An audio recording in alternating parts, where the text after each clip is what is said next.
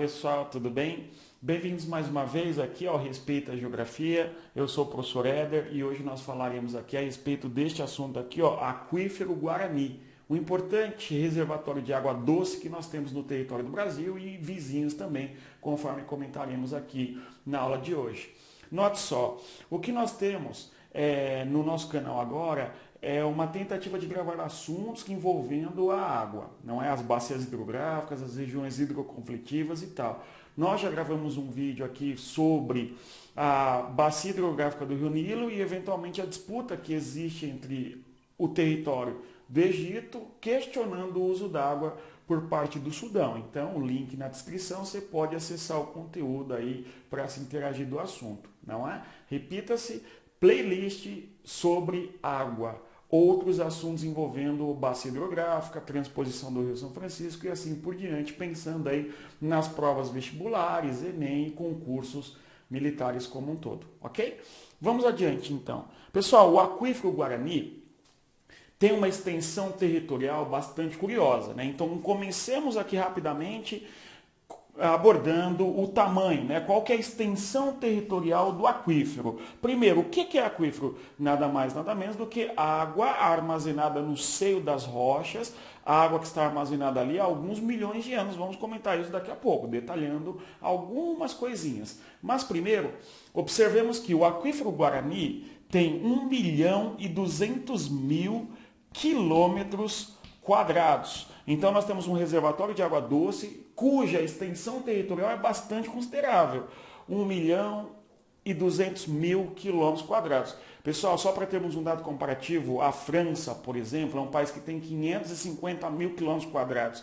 Então o Aquífero Guarani equivale a 2 Franças, ou, caso queiramos, o Aquífero Guarani equivale a 1 França e 2 Alemanha, aquela que perde guerras e tal, no inverno, enfim, aquela coisa. Enfim, de qualquer maneira, vejamos, 1.200.000 quilômetros quadrados. O Aquífero Guarani, portanto, né, apesar de ser bem grande, enfim, não é totalmente brasileiro, né? A água subterrânea que se estende além do Brasil, né? Então o Brasil é um país que tem a maior parte do Aquífero Guarani.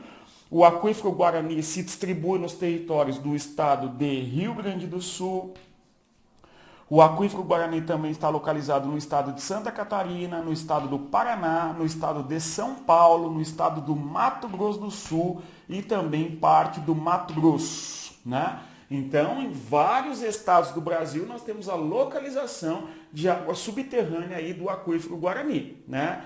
O Aquífero Guarani no Brasil equivale a 840.000 quilômetros quadrados, né? Uma grande extensão territorial de água doce superficial no território do Brasil. Notadamente, conforme podemos observar, no estado de São Paulo, né? No estado do Mato Grosso do Sul, 2 regiões aqui do Sudeste, né? Nós temos ainda que o aquífero se distribui aqui nesta região do Paraná, Santa Catarina e Rio Grande do Sul, que eu estou tentando representar aqui na cor vermelha, espero que tenha dado para compreender. Então aqui eu estou representando o Aquífero Guarani para vocês no território do Brasil. Agora, além de estar localizado no Brasil, o Aquífero Guarani também se distribui para a Argentina, né? Nós sabemos, né, que a Argentina é futuro Brasil, certo? Mas esse é outro assunto.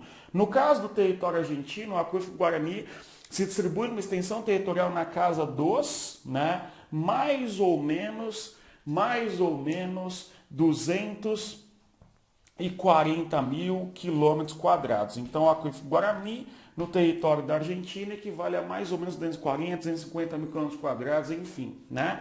Agora, quando olhamos para os territórios do Paraguai e também do Uruguai, nós temos que o Aquífero Guarani se distribui ali, olha você, no Paraguai. Nós temos uma importante, né, extensão territorial do aquífero, bem como no Uruguai.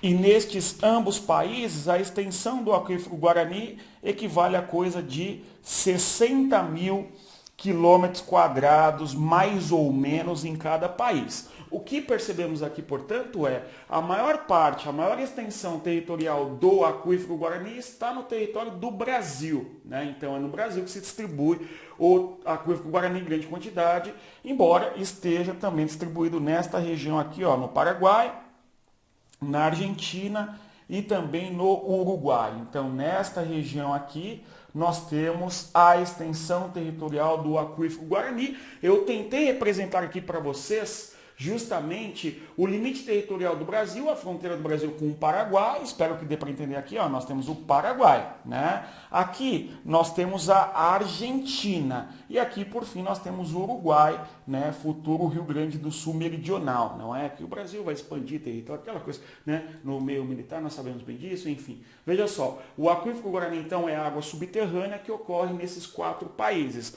Logo, nós temos que, se o Brasil utilizar a água do aquífero Guarani, né, é a água do sistema como um todo que está sendo utilizada, né? Eventualmente, os países vizinhos questionam, o Brasil está usando de que maneira, não é? Com que intensidade e assim por diante, ok? Ou seja, é uma espécie de rocha que se assemelharia à esponja, e no seio dessa rocha nós temos água, conforme disse, né? Então aqui uma definição bastante simplória do que seria o aquífero Guarani. Então, se você bombeia a água de um lugar e tira e extrai, você certamente está mexendo no sistema como um todo. Então há uma disputa territorial e eventualmente é necessário prestar-se contas ao modo como se usa a água do aquífero Guarani. Outra coisa que se questiona por parte dos países vizinhos em relação ao Brasil é o fato de nós produzirmos muita agricultura no centro-oeste, Mato Grosso do Sul, a produção de soja, e eventualmente o agrotóxico, enfim, entra no ciclo d'água, no lençol freático e vai parar no aquífero. Há esse debate aí de que eventualmente o uso do agrotóxico pode comprometer eventualmente a água do aquífero, enfim, os países vizinhos questionam isso, enfim, tá bom? Notem só. Eu acabei representando na cor rosa, na cor vermelha, né, a extensão territorial do aquífero Guarani. Agora, por que eu representei nesta cor? Né? Pelo seguinte motivo, né? Vamos tentar pensar o esquema da estrutura rochosa do aquífero Guarani, tudo bem? Isto porque, a bem da verdade, é que o aquífero nós poderíamos representá-lo na cor azul, né? Então nós teremos manchas d'água nesta região na cor azul. O desenho vai ficando poluído, mas eu espero que dê para entender, né? Por que eu representei na cor vermelha? Esta região na cor vermelha equivale a uma grande extensão territorial de rochas. São rochas vulcânicas cujo nome é chamado de basalto. Então nós temos aí rochas basálticas, né? Então nesta região de cor vermelha nós temos rochas basálticas, que são rochas vulcânicas, não é? Nesta mesma região, na cor azul, achurado, o desenho fica poluído. Muitos mapas trazem, né, complicações e informações bem complexas, enfim, por aí. Bem, de qualquer maneira, na cor azul estamos representando o que, gente? A água armazenada dentro da rocha, né? No caso, é o aquífero representado. O nome aquífero Guarani, em boa medida, é em homenagem aos Guarani, né? Aliás, o Paraguai é um país cujo idioma falado em boa parte pela população Guarani, além do espanhol, né? Então a população eventualmente Guarani, que é a tribo indígena que ocupava essa região antes, né, da chegada dos espanhóis aqui, etc. Enfim, é o que dá nome ao aquífero, né, a água armazenada na rocha, em homenagem a esse povo, enfim, tá. Acho que deu para entender. Vejamos, há uma correlação, voltando aqui no assunto, entre o aquífero e a rocha basáltica. Notem só.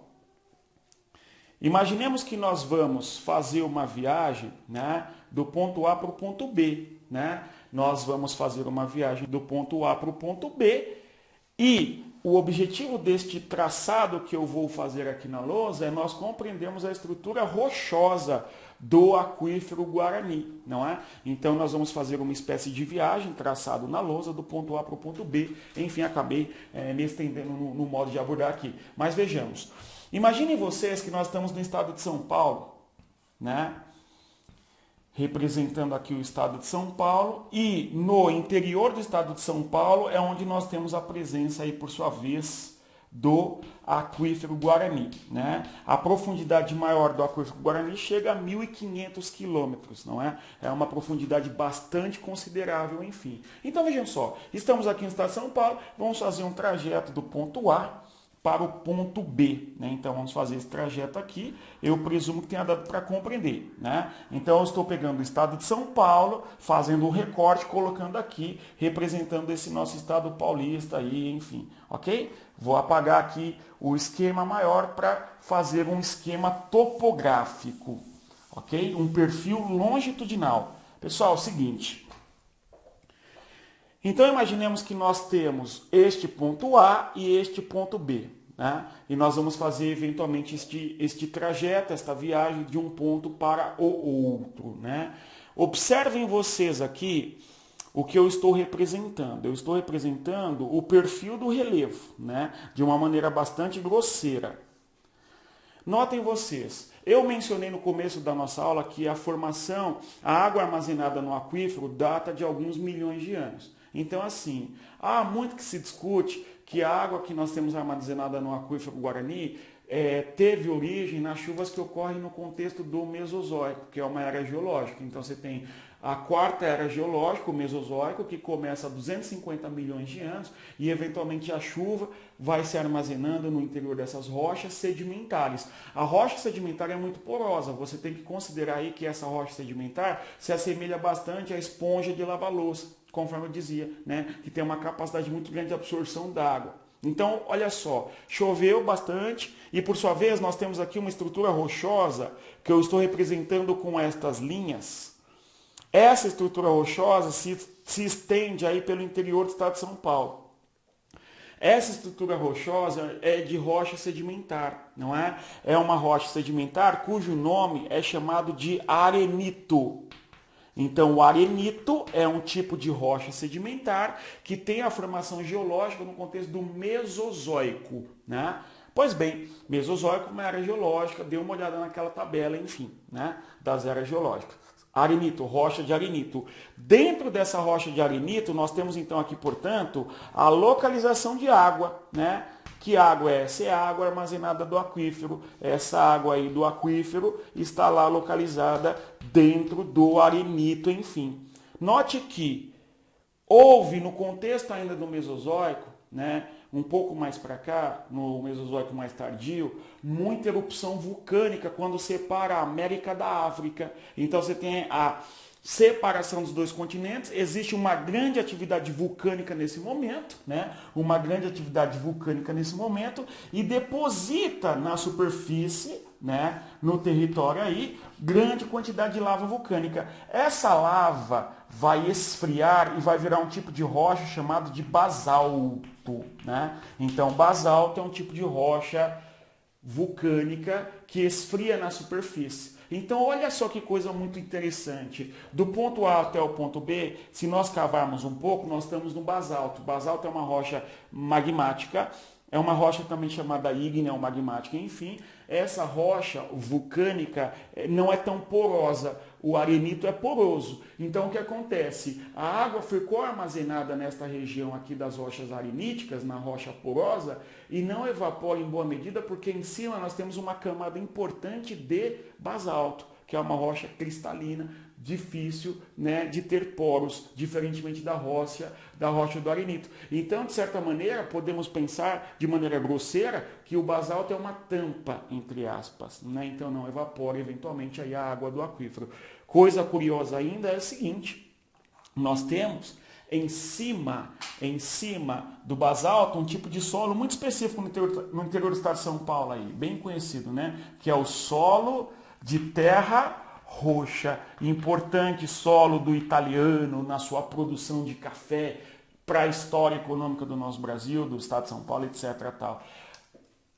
A modificação da rocha de basalto na superfície vira terra roxa, né? Abaixo nós temos o arenito e por fim a água armazenada ali nesse nosso aquífero. O aquífero, para irmos finalizando a nossa aula, é chamado aí de aquífero,